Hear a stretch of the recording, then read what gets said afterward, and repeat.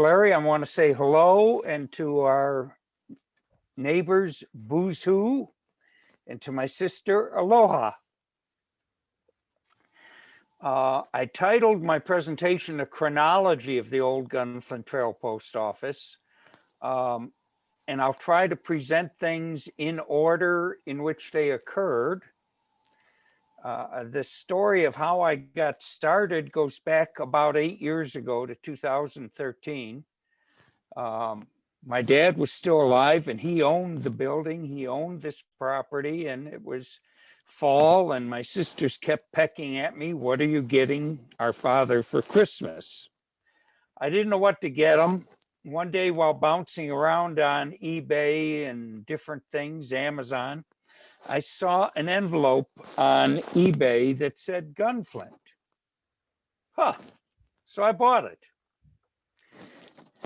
Or I should say I bid and won the bid. And then I saw another one that said Gunflint Trail, and I bought it. And then when I received them and talked with Dad, we had no idea that actually the post office had two names. So in 2013 is when the story for me started. And hopefully what I can do today is go from those two used envelopes that I gave my dad for Christmas to the present. I want to stop for a minute and thank Richard Fink for asking me to do this and persisting and saying, Larry, you can do this. You've got a good story to tell. And I want to thank David Coleman for helping with the basis of getting my talk on the screen for everyone. And I want to thank the Gunflint Trail Historical Society for also inviting me. I hope I can tell you the who, what, where, when, how, or how much, or why not of the post office for the Gunflint Trail. David, next slide, please. Here's a copy of some of my early research. I found this in the Cook County Historical Society's documents. It's an application to locate a post office. And you'll notice about a third of the way down, it says office and state. It was Gunflint, Minnesota.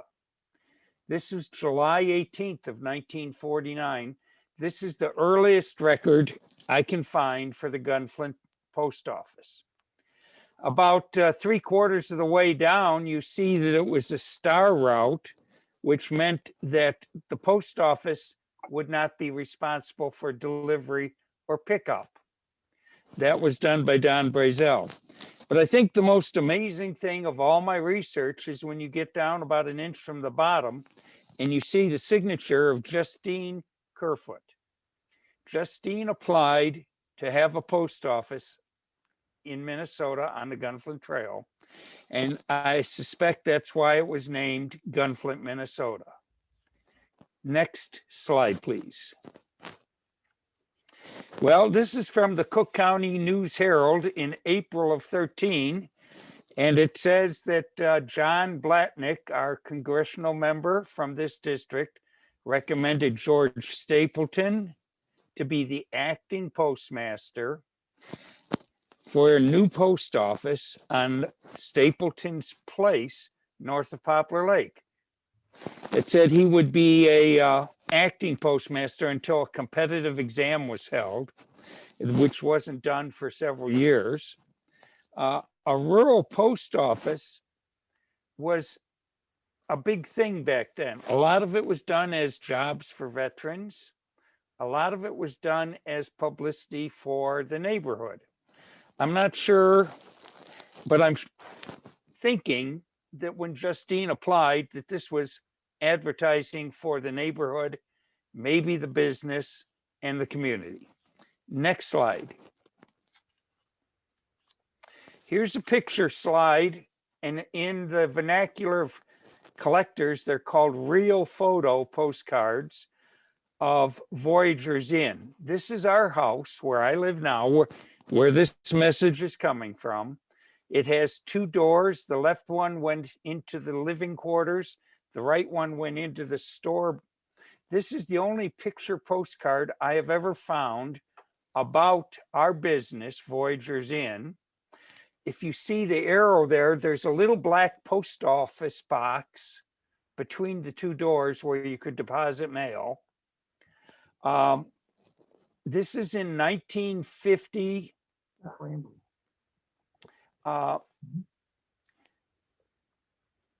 Soon to be the post office. The right-hand side, Voyagers Inn served coffee, breakfast, soup, sandwich, souvenirs, and the post office would be one small part of Stapleton's endeavors here. I'm not very familiar with that car, but it looks like about a 49 or 50 Chevy. Next slide, please. Now, this is a piece that I got from the Minneapolis Star, Tuesday, May 16th of 1950. Someone up on Gunflint had a copy. This one came from the Cook County News Herald, Cook County Historical Society.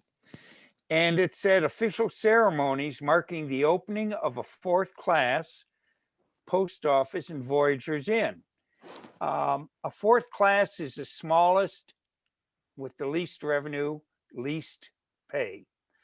And it says Stapleton on Pope Lake. At that time, I looked on the map, and East and West Pope were not designated differently. They were just Pope Lake.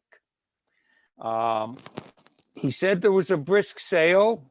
He was secretary of the Lake Superior North Shore Association and claims the building of the first modern resort, Loon Lake Lodge, in 1938.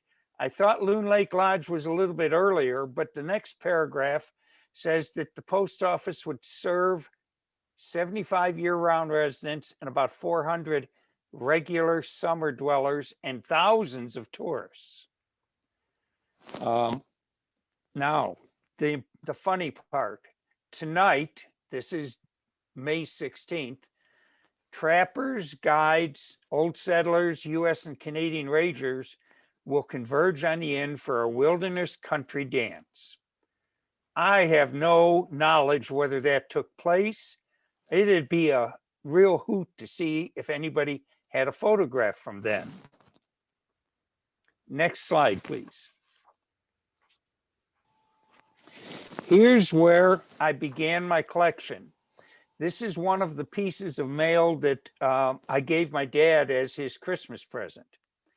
It's simply an envelope addressed to a person in Florida, W.D. Patton in Mount Dora, but it was postmarked very clearly, Gunflint, Minnesota, May 16th, a.m., 1950. This is the first morning of the first day it was a post office here. I looked up W.D. Patton. He was the mayor of Mount Dora. Next slide, please. This article came from the Cook County newspaper. It actually came off of microfilm there, so the little lines are scratches in the film. The first stamps were licked. The first letters began dropping through the letter slot. And Gunflint, Minnesota, soon to be Gunflint Trail, is the new postmaster. This was the first public notice of it. It's expected the post office will hold special interest for postmark collectors because of its wilderness appeal, and this will help to swell the cancellations. Next slide, please. In fact, it did swell. This one is where they changed the name. This came from the Postal Bulletin, June of 1950. And the name was officially changed to Gunflint Trail. Yet the picture I showed you a little bit earlier of Stapleton putting up the sign, he knew the sign. He knew when the post office opened that they would have a new name. It took about 8 or 10 weeks to get a new rubber stamp. The government moved slow, even in 1950. Next slide, please. This is the local notice that came in the Cook County News Herald. The name will be changed on August 1st.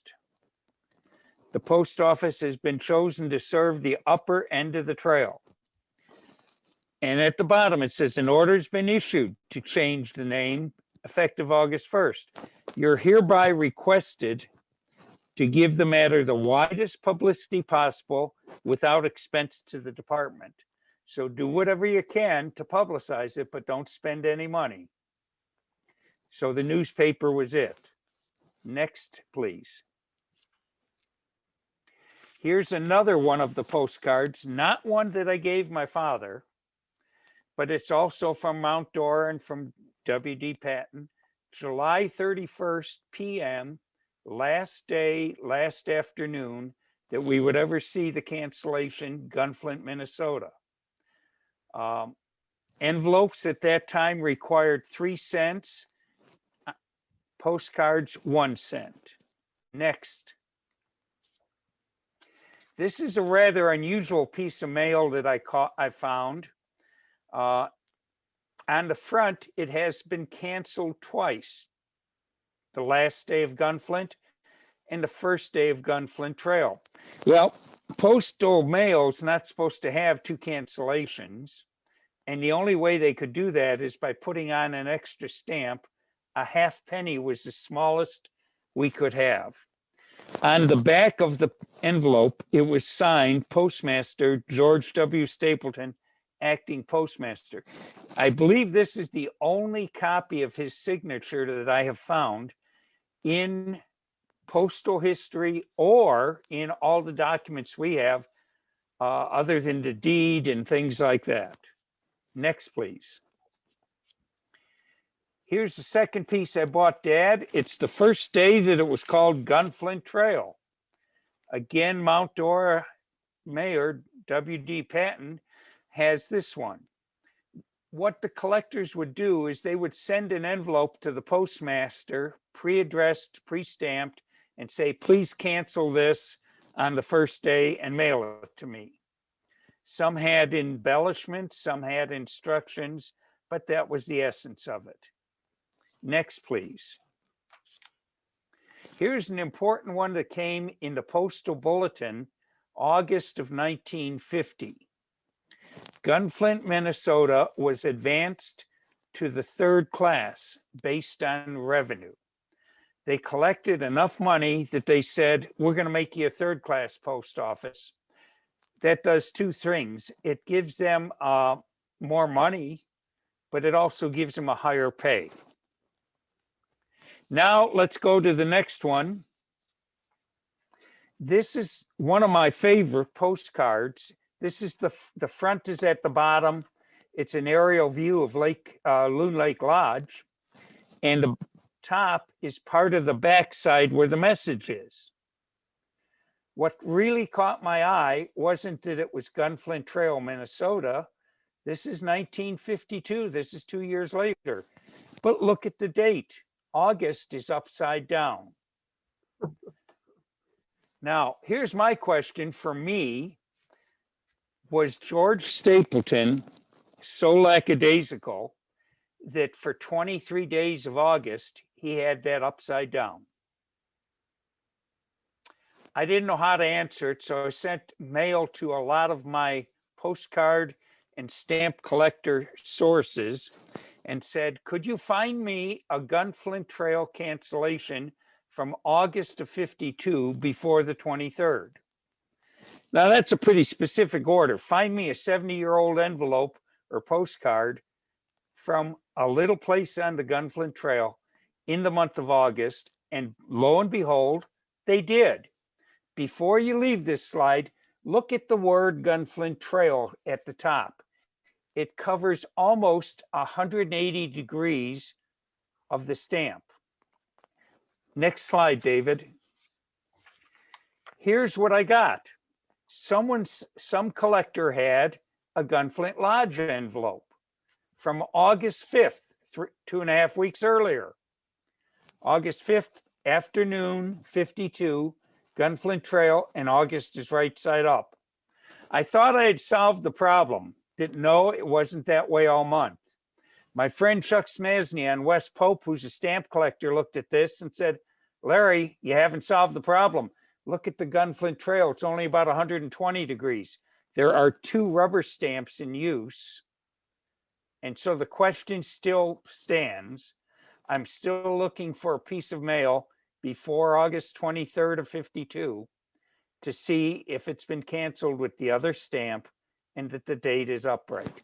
I just thought this was a little humor, a little interesting. Next slide, please.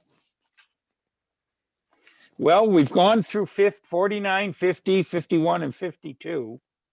This is a slide I took from my father's collection of thousands of slides. The box was one of those yellow Kodachrome slide boxes, and on it it said, before we bought fall 52. Now the car in there is a 1953 Buick Roadmaster Riviera. I don't know if my dad ever had that car, so it might be Stapleton's, it might be my dad's. I noticed when I was going through this with David, there is no mailbox on the house. There is a sign that says, I think, store and lunch room, or store and lunch something. Then I thought about being a kid. I was 5 years old or 6 years old then. There was a mailbox out by the road. And perhaps that's why there isn't one on the house. This is either the fall of 52 or spring of 53. The birch have no leaves. The sand looks, the soil in the yard looks pretty dry. So it could be August, September, October. If you look at this, and if you ever drive by, the only thing is the roof looks a little redder and the house looks a little browner. Next slide, please. Well, since we were buying the building, Dad bought the house in 52, taking possession in 53. He said, I'm not going to be a postmaster. I'm only going to be here a couple weeks a year.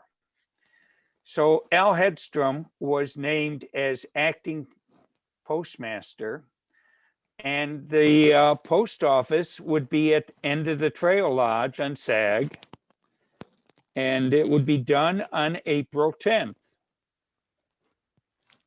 Now, the interesting thing, I think, is the last paragraph. It says, this change will mean that practically all the resort addresses on the trail will be Grand Marais. My question to the members and anyone is, was the address prior to that Gunflint Trail, Minnesota, instead of Grand Marais? And next slide, please. Here's a postcard I found of the trading post at End of the Trail Lodge. A flagpole, and thank you, it's Flag Day. A little sign on the tree says office. There's a covered picnic table. When Cheryl Hedstrom gave her presentation, she said they often hung around under that covered picnic, around the covered picnic table. I think that this is where the mail would have been canceled, in the office, not in their home or not in the dining room. So that's why I've included this. So this, I will say simply, this is probably where the post office stamp was located. Next slide, please. Now, this moved on April from End of the Trail, from our house to End of the Trail. And this is an important notice from the Postal Bulletin. All the postal bulletins were sent out weekly. They were kind of like our newsletter we get monthly. They were 4 columns on a page, fine print. And this is just one little bit of it. A discontinued 4th class Minnesota post office, and it was Route 41325. That was Gunflint Trail. And it said effective the 31st of 53 of October, the mail would go to Grand Marais and the post office would cease. It had been third class. Remember, this is when the volume of mail decreased and it was reduced back to a fourth class post office, and the salary was less. Next page, please. Here's a piece of mail that was last day. And as I said earlier, some people put embellishments on it. I just thought this was amazing that this said General Store, Post Office, closed, last day of post office. Still a 3-cent stamp, Gunflint Trail, Minnesota, October 31st, 53 p.m., signed by Al Headstrom. And this is the last day, the last afternoon, Halloween of 53. Next page. This is one other that I had that Al, as a courtesy, would have written his name, acting postmaster, A.L. Headstrom, and on the back, Gunflint Trail, Minnesota. These last two were simply, this is it. This was the end of the post office. Next. Here's a kind of a summary I made. A lot of people asked and were interested, how much money was collected? Well, on the left side are the revenues that were reported, or receipts that were reported. Now, these are calendar years. 1,550, the first year, was projected, so it may not be accurate.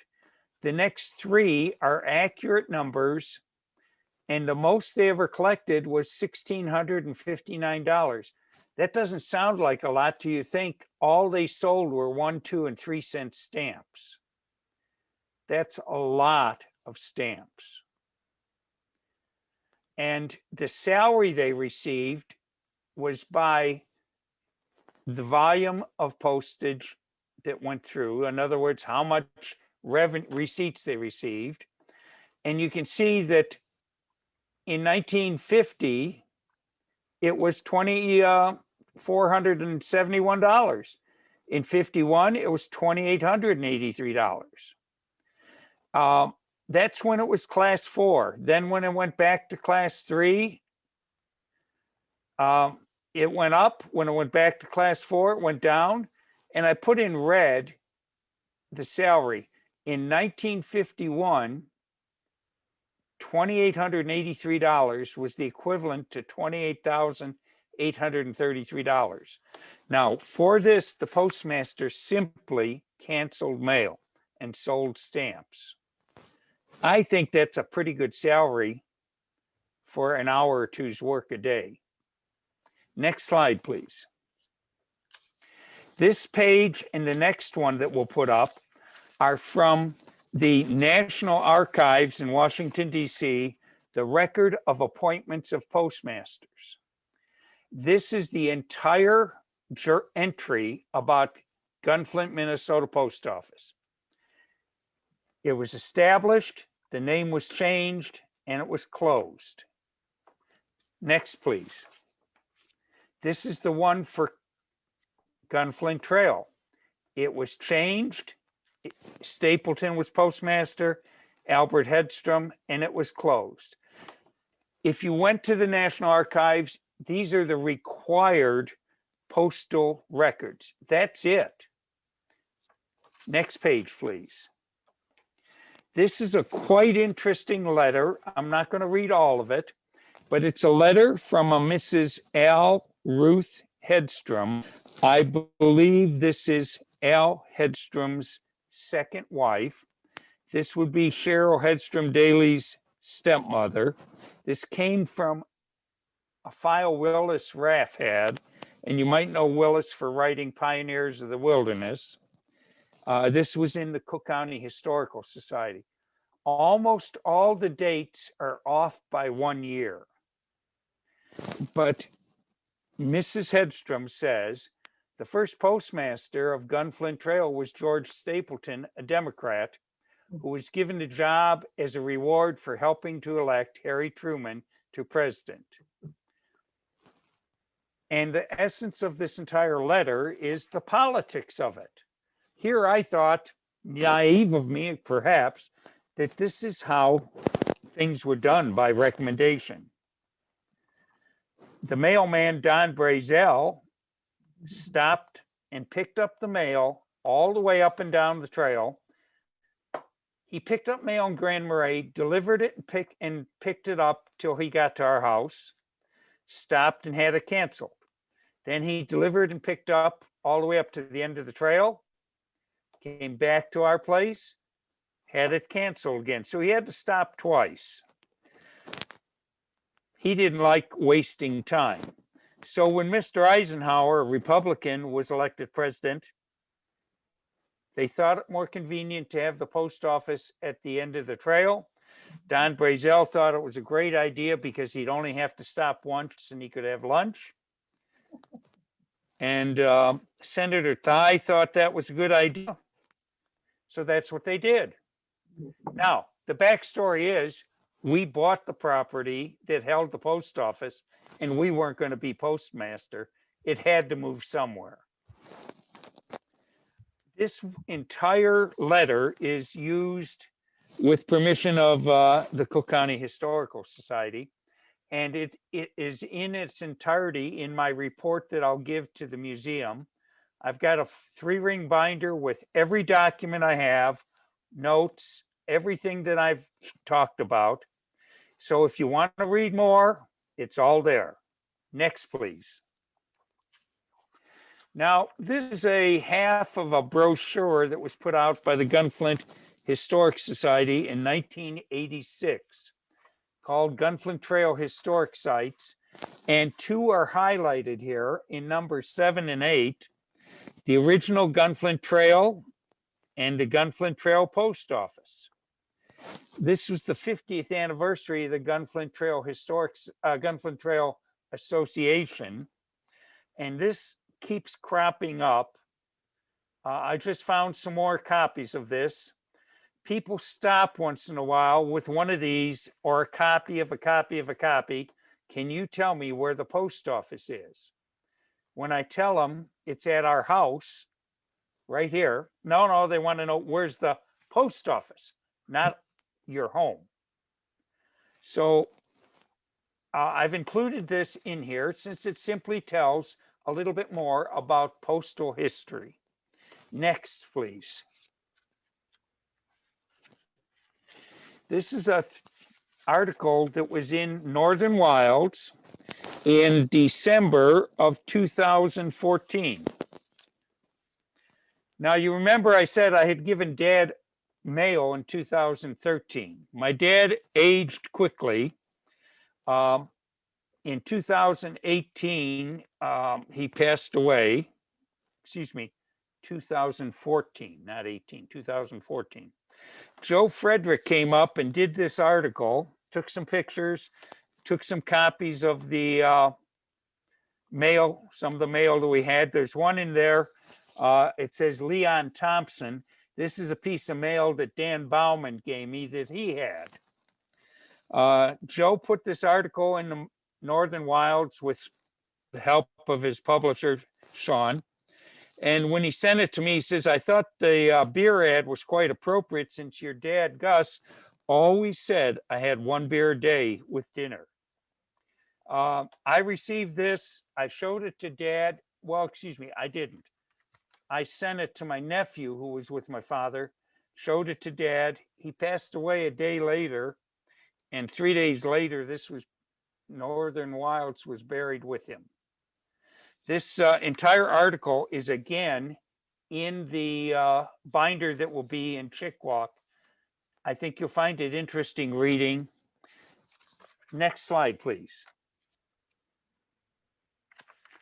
The next 2 pages are excerpts from Cheryl Hedstrom Daly's father, Albert Hedstrom's memoirs. She presented to the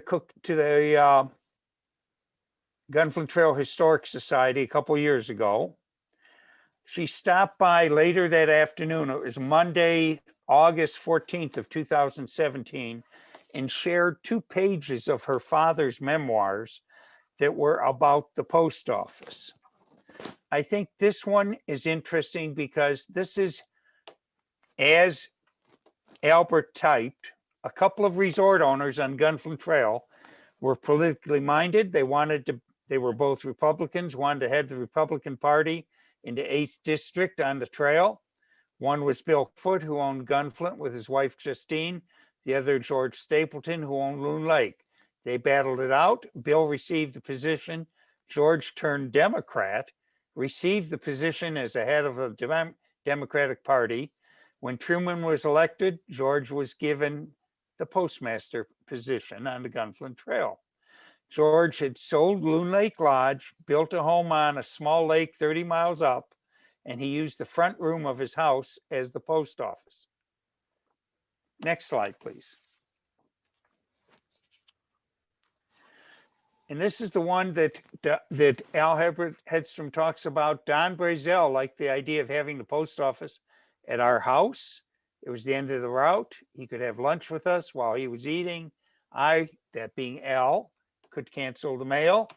And when he finished eating, he'd come down, pick up the mail sack, and head back to Grand Marais.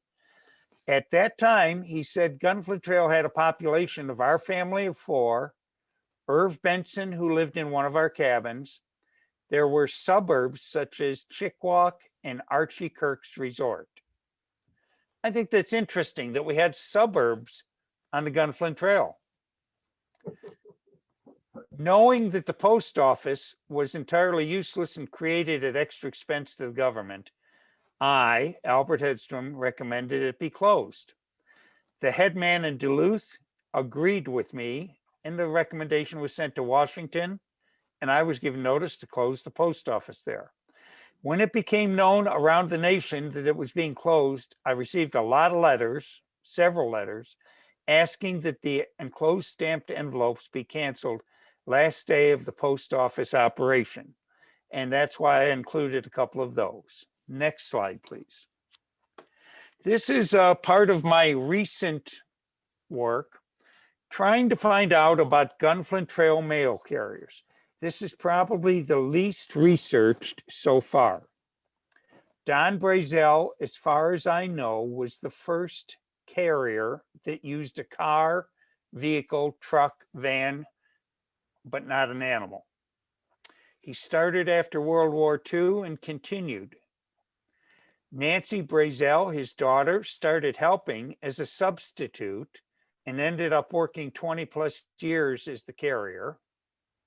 When she was unable to do it, her son Donovan, grandson of Don, was the mail carrier and did that until the year 2001.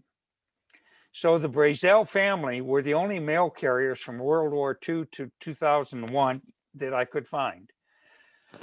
This is in need of enhancing, I know. So if people have information, I'd be glad to accept it. Now let's go to the next slide. This is one of 3 pieces of paper that I had planned to use at the end of my talk as a handout and as a quiz. So here's your quiz. I hope you've been paying attention. What is the significance of the picture postcard? Well, of course, it's where the first post office was. Now, what are the significance of the 3 cancellations? First day, Gunflint. Last day, Gunflint.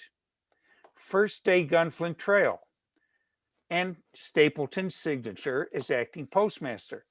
I'm still looking for an April 9th of 53, last day at our house. Look through those drawers. Maybe you have the secret. Next. Okay, here's the second page of your quiz. What's the significance of this postcard, picture postcard? Well, of course, that's where the post office was moved. I'm still looking for an August 10th first day there. July 20th of 53 is the closest I have to this first day.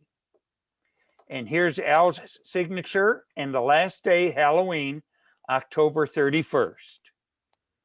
Did you pass the quiz? I hope so. Next page, please. Here's again this summary I'm not going to ask you any questions of it, but these 3 pages are available as a handout.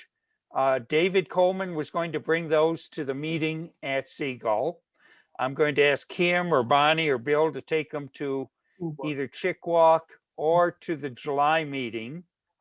And there's about 60 or 70 copies, so everyone can have one and have some remembrance. Next slide, please. This is my last slide. It's my most interesting picture postcard, and I've collected about 550 postcards. I've spent 8 years doing this. I've never seen a postcard like this from Greenwood Lodge. It's a mounted fish on a board held by someone that's feathered. Why? How? For what reason? I have no idea. I just found it to be the most amazing, interesting, crazy, goofy. I've never seen anything like it. Next. If you want to get a hold of me, you can do it. I'm on the trail right now, but I'll be leaving in a couple days. My email is lwooding@earthlink.net. If you've never corresponded with me, put the words "add me" in the subject line. Otherwise, you're going to go in the spam box and I'll never see it. I'd like to say thank you again. Thank you, Richard, for inviting me. Again, David, thank you for the help. And again, great Gunflint Trail Historical Society, thank you for all your support. Thank you, miigwech and mahalo. I'd like to open it for questions. Any questions anybody has?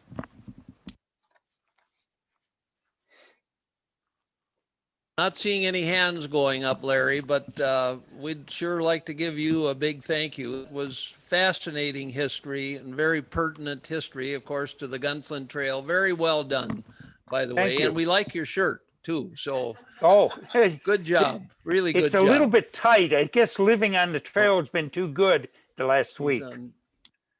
But You're it does have again, moose. Larry. Pardon me? You're muted if you want to unmute so we can hear you. Thank you, Larry. That was tremendous.